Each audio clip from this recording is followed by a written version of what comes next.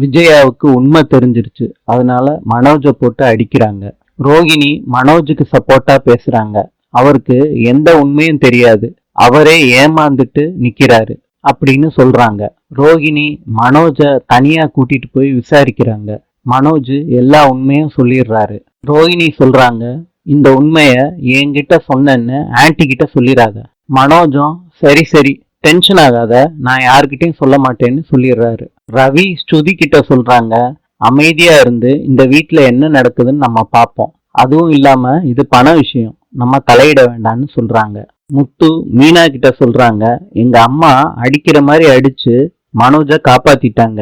அதுவும் எங்க அம்மாவே லீடு எடுத்து கொடுத்து அந்த பார்க் ஃப்ரெண்டு கிட்ட தான் கடன் வாங்கியிருக்கதா சொல்லிட்டாங்க மனோஜ.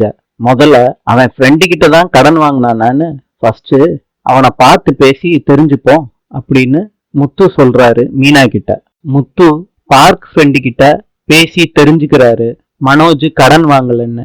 மீனா கிட்ட நடந்த விஷயத்தையெல்லாம் முத்து சொல்றாரு. மீனா புதுசா ஐடியா சொல்றாங்க.